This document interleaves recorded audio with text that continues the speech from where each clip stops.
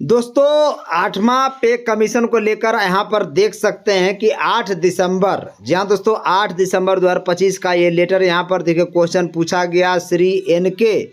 प्रेमचंद्रन और थिरुथांगा तमिलेश्वन and doctor Ganpati राजकुमार यहाँ पर देख सकते हैं एंड श्री धर्मेंद्र यादव। जी हाँ दोस्तों यहाँ पर ये सब मिलकर क्वेश्चन पूछे हैं, यहाँ पर देख सकते हैं लोकसभा में। जी हाँ दोस्तों, और क्वेश्चन क्या पूछा गया यहाँ पर देख सकते हैं आप। पहला नंबर क्वेश्चन यहाँ पर देख सकते हैं कि whether government proposes to implement 8 यानी 8th pay commission will be elect from 1/1/26 if so details thereof and action to be thereof. क्या गवर्नमेंट प्रपोज किया है 8वां पे कमीशन के लिए 1/1/26 से लागू होगा, अगर ऐसा डिटेल है जिसके बारे में पूरा बताएं।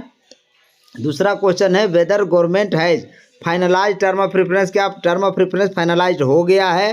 Commission will be lead to revision salary, क्या कमीशन सैलरी रिवाइज कर रही है सेंट्रल गवर्नमेंट एम्प्लॉय का या पेंशनर का अलाउंस का, अगर ऐसा है तो उसके बारे में डिटेल बताइए। इसके अलावा तीसरा क्वेश्चन आप देख सकते हैं whether government proposes to allocate fund for implementation of 8 pay central commission, क्या गवर्नमेंट इसके लिए फंड एलोकेट किया है 2026-27 के बजट में, ये भी इस क्वेश्चन पूछा गया, अगर इसके बारे में है डिटेल तो बताइए।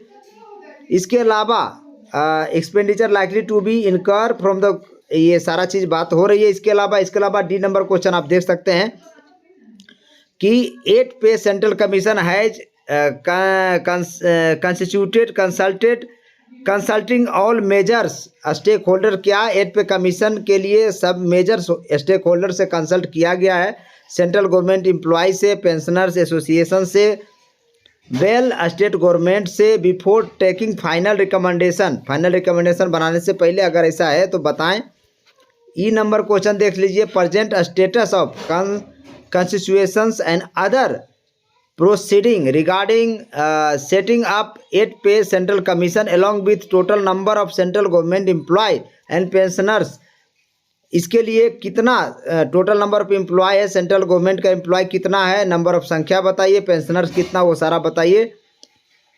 इसके अलावा एफ नंबर क्वेश्चन आप देख सकते हैं whether the government proposes to consider the grievances of employees and pensioners due to delay starting of 8 pay central commission if so details thereof, उसके बारे में बताएं कि अगर डिले हो रहा है तो कितना डिले होगा और कितना समय लगेगा 8वां पे कमीशन बनाने में। इसके अलावा जी नंबर आप क्वेश्चन देखिए the time by which commission likely to be submit its recommendations and time by which government implement them. तो ये सारा क्वेश्चन पूछा गया कब तक गवर्नमेंट इम्प्लीमेंट इसका करेगी। यहाँ पर देख सकते हैं आंसर दिया गया है ministry of state, ministry of finance, Shri Pankaj Chaudhary ने जवाब दिया है A to C E and F, सारा का जवाब यहाँ पर लिखा हुआ कि 8 central pay commission has already been constituted, पहले से ये बन चुका है। Term of reference TOR of 8 central pay commission have been notified, पहले भी टर्म ऑफ रेफरेंस नोटिफाई कर दिया गया है। Ministry of finance resolution date 3/11/25 को बना दिया गया है, गजट भी निकाल दिया गया है।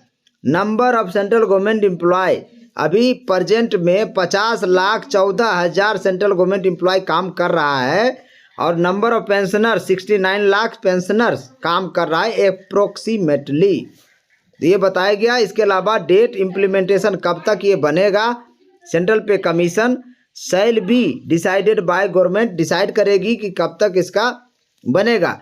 Government will make appropriate provision for fund, और गवर्नमेंट ही बताएगी कितना फंड इसके लिए एलोकेट करना है for implementing and accepted recommendation of 8th CPC। तो गवर्नमेंट ये डिसाइड करेगी कि कितना फंड इसके लिए एलोकेट करना है बजट 26-27 में। जी हाँ दोस्तों, इसका पूरा जवाब दिया है 8 तारीख का, आप यहाँ पर देख सकते हैं। यहाँ देखिए डी नंबर में है कि 8 pay central commission will B device methodology and procedure formulating it's recommendations.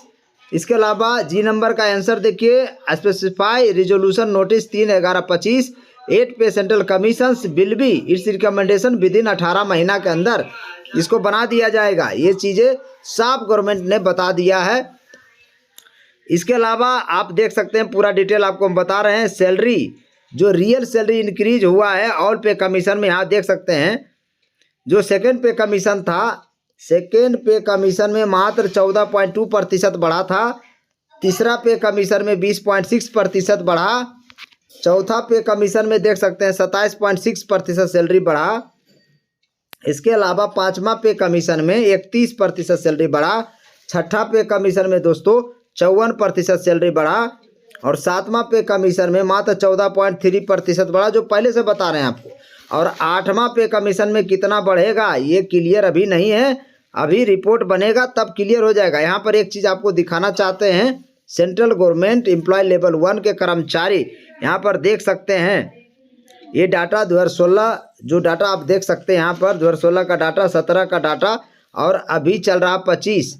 जी हाँ दोस्तों, अभी चल रहा 26 में।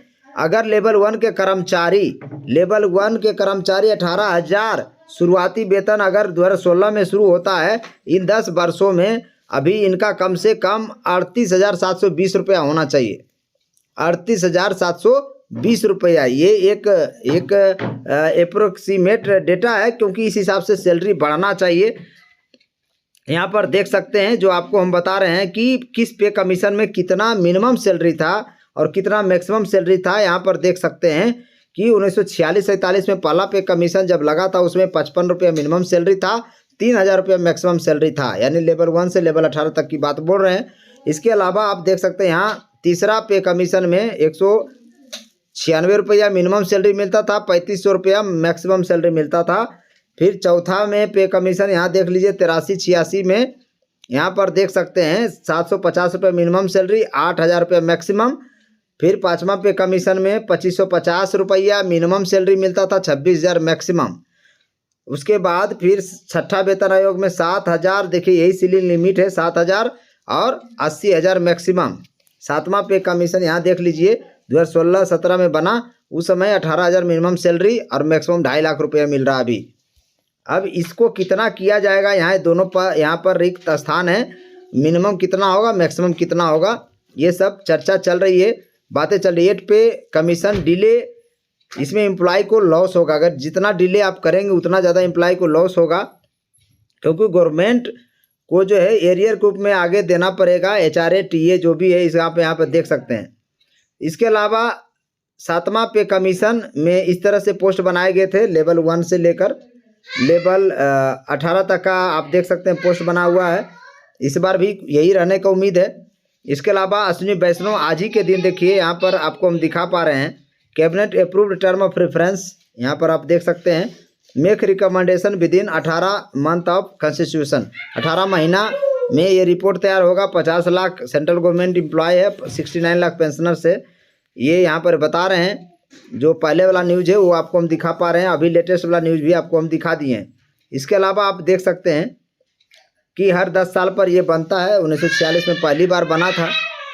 और ये सब क्राइटेरिया, क्या क्या क्राइटेरिया रखा जाता है, ये सारा चीज़ यहाँ पर डिटेल यहाँ पर है कि रिवीजन ऑफ पे होना है 10 साल पर, एड्रेसिंग पे जो भी है, इसके बाद मार्केट है, इसके बाद पेंशन एंड रिटायरमेंट बेनिफिट्स है, इकोनॉमिक इम्पैक्ट भी देखा जाएगा, स्टेक होल्डर से भी पूछा जाएगा। इसके अलावा 8 पे कमीशन में अभी जो बन रहा है, जिसका रिपोर्ट जो लोग तैयार करेंगे, यहाँ पर देख सकते हैं पहला में है श्री जस्टिस रंजना प्रकाश देसाई हैं, ये पहले का जज हैं सुप्रीम कोर्ट के और इनको चेयरपर्सन बनाया गया है। इसके अलावा दूसरा नंबर पर देख सकते हैं प्रोफेसर पुलक घोष प्रोफेसर हैं IIM बेंगलोर के। पुलक घोष को मेंबर बनाया गया पार्ट टाइम, पुलक घोष याद रखिएगा। रंजना प्रकाश देसाई चेयरपर्सन है 8वां वेतन आयोग के, पुलक घोष इसके पार्ट टाइम हैं। इसके अलावा पंकज जैन भी हैं जो अभी करेंटली सेक्रेटरी हैं पेट्रोलियम एंड नेचुरल गैस के, मेंबर सेक्रेटरी बनाए गए हैं। ये तीनों मिलकर ही 8वां पे कमीशन का रिपोर्ट तैयार करेंगे। इसके अलावा और भी स्टाफ साइड से ऐसा उम्मीद लगाया जा रहा है दोस्तों कि 8 पे कमीशन में ऐसा उम्मीद लगाया जा रहा है कि 8 पे कमीशन में फिटमेंट फैक्टर 2.86 हो सकता है। देखिए ये सिर्फ प्रपोज्ड है, अभी पूरा रिपोर्ट जब बनकर तैयार होगा तभी क्लियर हो पाएगा। जहाँ दोस्तों इस पर आप पूरा भरोसा नहीं करें, ये सिर्फ बता दिया गया कि इतना तक बढ़ सकता है। देखिए एक्चुअली मंजीत सिंह पटेल से जब पूछा गया, उन्होंने मंजीत सिंह पटेल ने बोला 2.64 होना चाहिए, 2.64। जी हाँ दोस्तों, मंजीत सिंह पटेल का कहना है फिटमेंट फैक्टर 2.64 होना चाहिए मिनिमम अभी के हिसाब से।